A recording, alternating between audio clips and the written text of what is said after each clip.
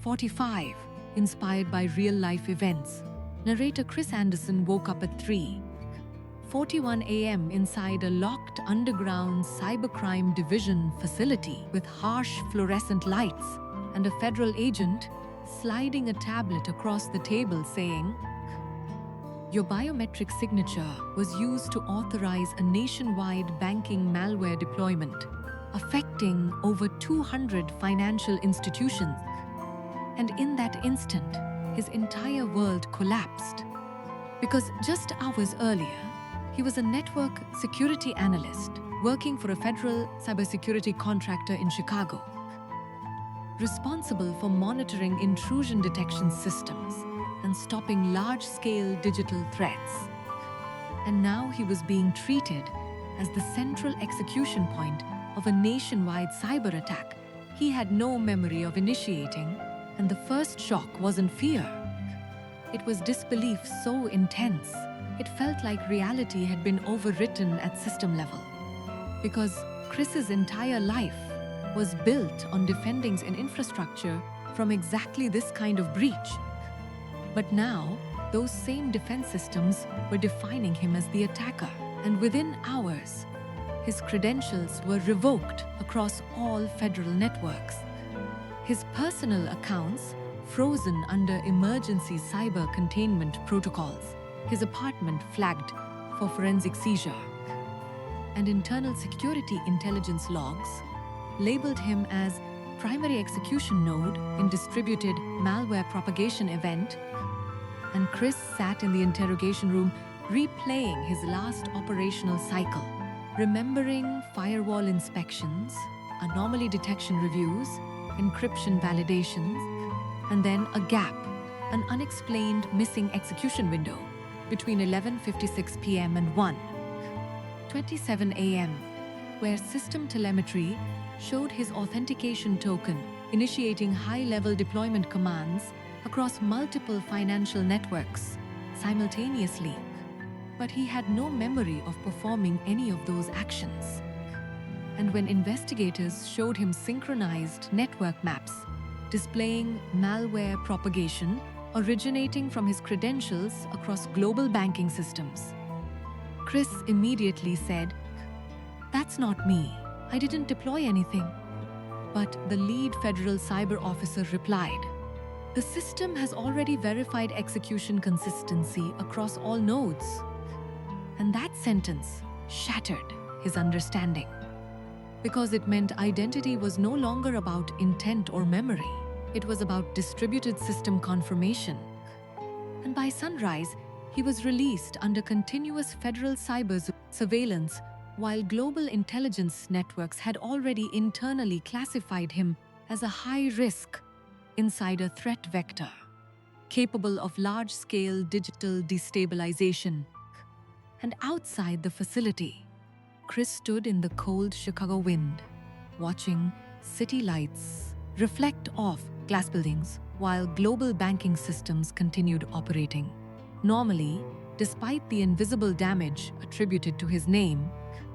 And that night, he received a message through an encrypted off-grid intelligence relay saying, "If you want to understand the malware cascade origin, come to abandoned Lakeshore Data Tunnel Access Point 3, no devices."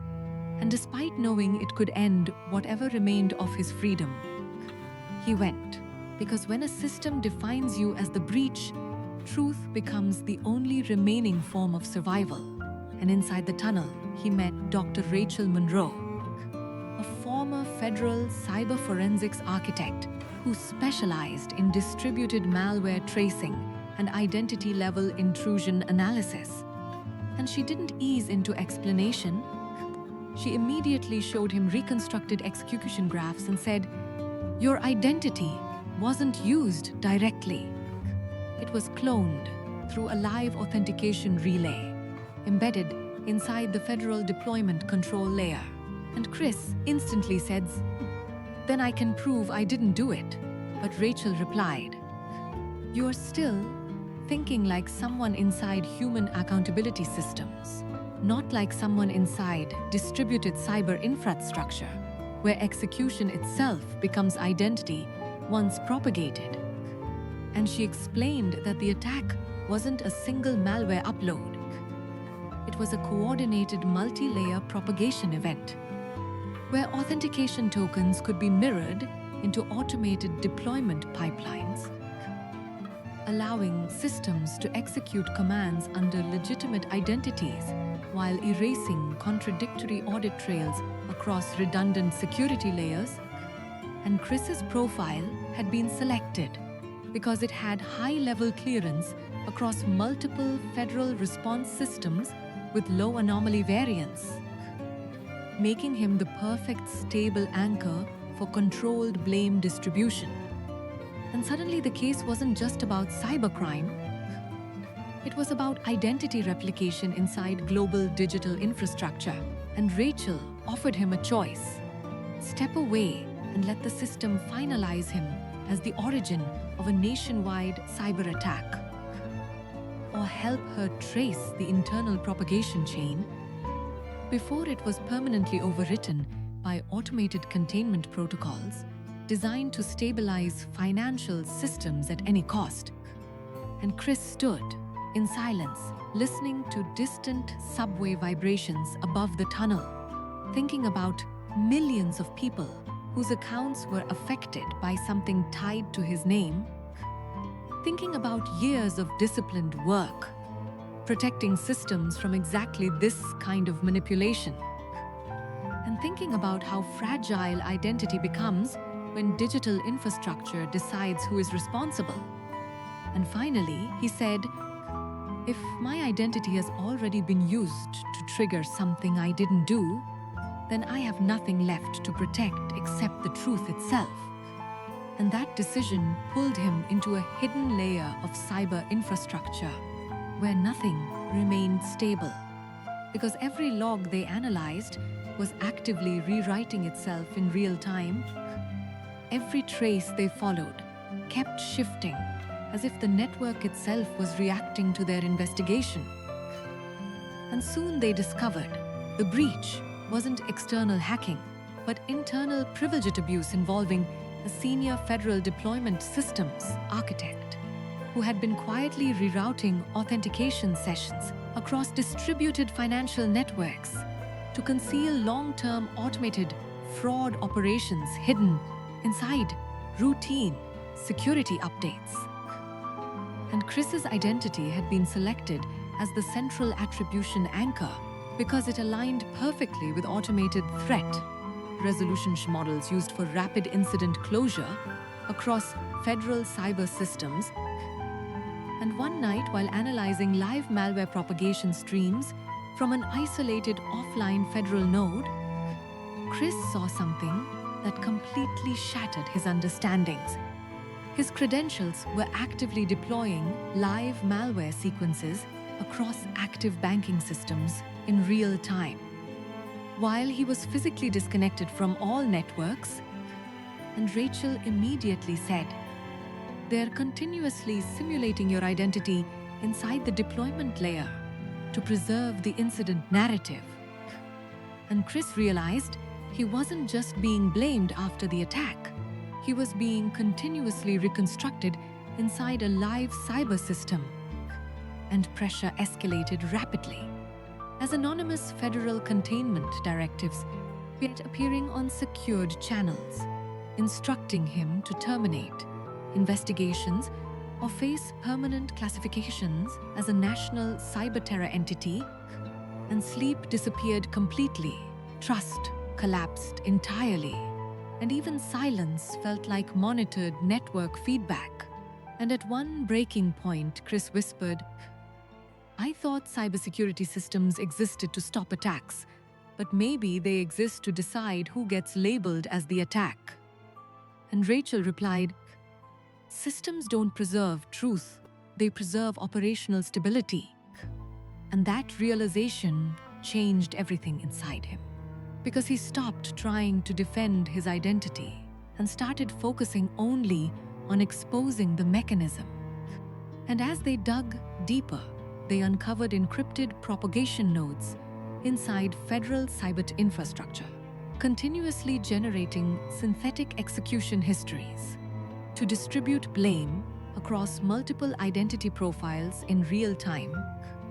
And Chris's profile had been amplified as the primary attribution point because it minimized systemic exposure and allowed rapid global containment of the malware event. And when they finally compiled enough verified encrypted evidence to trigger federal oversight escalation, containment protocols activated immediately, attempting to erase execution histories across mirrored cyber defense systems worldwide. And Rachel said, "This is where most people are permanently absorbed into system conclusions." And Chris replied, "Then I'll be the anomaly they can't mathematically close." And together, they transmitted secured evidence chains to independent federal oversight authorities while preserving decentralized encrypted backups across isolated nodes. And within days, the investigation escalated into a global cyber infrastructures corruption probe exposing identity replication abuse, automated deployment manipulation, and coordinated financial malware propagation across multiple international networks. And arrests followed within senior cyber deployment architecture teams. And when it was over, Chris stood inside the silent federal data facility, watching endless streams of network traffic flow like nothing had ever happened, realizing that the most dangerous truth about modern systems is not that they fail, but that they can assign failure to a single identity and make it appear completely undeniable. And a week later, when he met Rachel for the last time beneath the dim glow of server corridors, she asked him, "What did this change in you?" And Chris looked at the endless streams of data and said, "It showed me that identity inside systems is never ownership. It is temporary assignment." And she asked, "And what did you gain?" And after a long silence, he replied, "The understanding that truth doesn't survive inside automated systems. It survives only in the people who refuse to accept a version of themselves generated without consent." And as he walked away alone into the quiet digital hum of the world above, he finally understood the deepest reality of his journey, that sometimes life doesn't destroy you directly. It quietly assigns you the failure of a system and waits to see if you accept it. But real survival begins the moment you refuse to become the identity a system decides to generate for you.